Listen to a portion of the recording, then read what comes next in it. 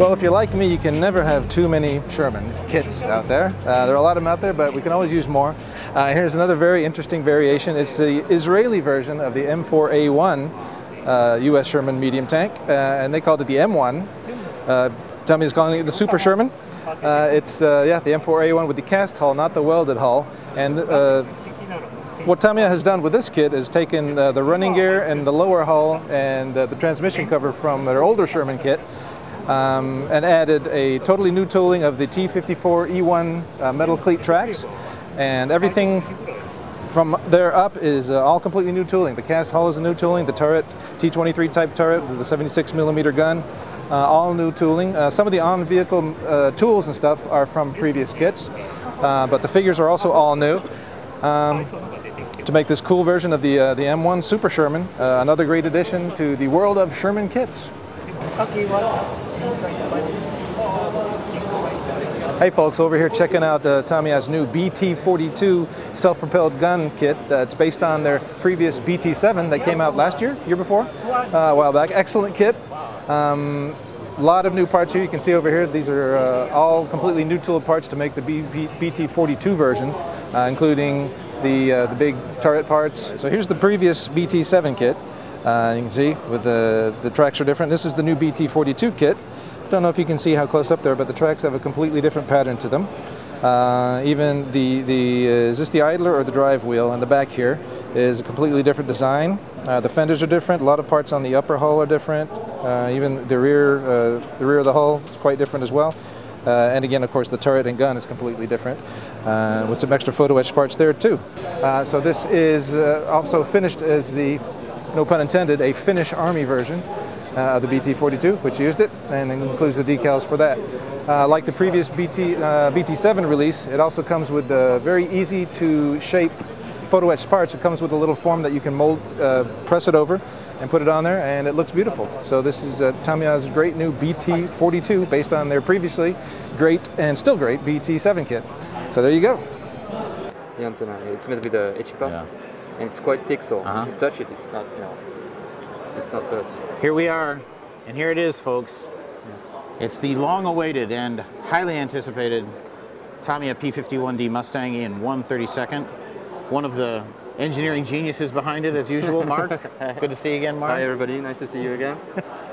So, we all know how brilliant the Spitfires were, and it's got all the magnets and all of that we saw in the Spitfire.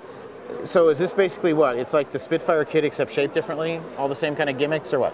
It's, well, we took all the features of the Spitfire, definitely. Right. But because of the different shape, you need different solution on some aspects. So for the landing gear, for example, we had to think in other ways. But we also wanted to a step forward, from the Spitfire to make something even better for modelers to build. So we replicated, for example, the guns, and we tried to make everything as close as the actual thing as possible. Now all the control surfaces move after assembly, don't they? Exactly. So you have the rudder, the elevators, the ailerons, but also the flaps. They're not just positionable; they're movable. On the Spitfire, we couldn't make them movable, but on the Mustang, it was possible, so we did it. Yeah. So you can actually choose which configuration you want. Every 5 minutes. Every 5 minutes if you want. You're gonna have you can spend all day doing it if you want. You also have the canopy, which is, you can slide it, so you can either choose close. Same canopy, open or closed? Yeah.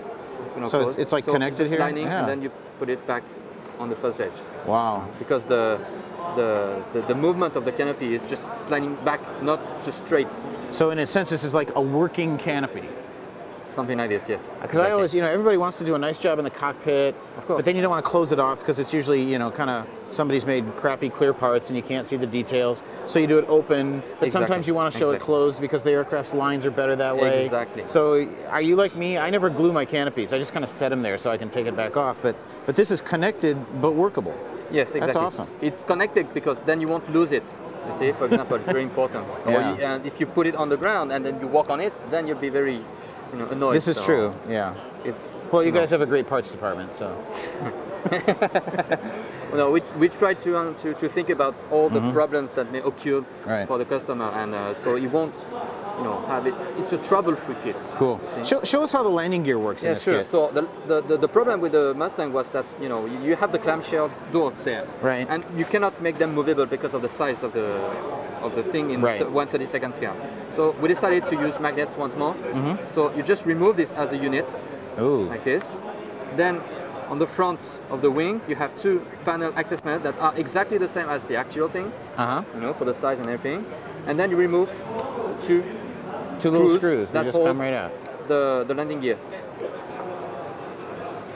See, 1,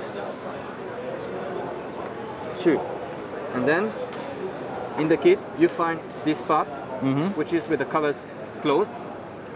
You put them right in place. Forget to say. There is also landing light that you have to remove, which is all with magnets too. Wow. Yes. Yes, it's got the little teeny piece of metal. Then you put it back on, and then it fits perfectly. You only have to put the wing things back on. Yeah. So back the screws and the covers, and you're done.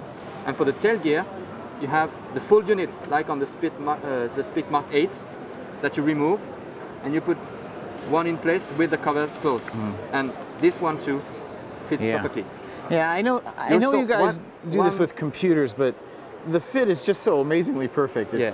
Computer is one thing because everything is checked with 3D, right? But also the processing is very important. Right. Our guys are, take care of everything, so we won't have such problem like big gaps. So one thing also which is a little bit maybe funny is that we also build flaps movable, and because of magnets. If you want to put it up like this, it won't fall. Wow. So you can choose also this configuration. They've thought of everything, folks.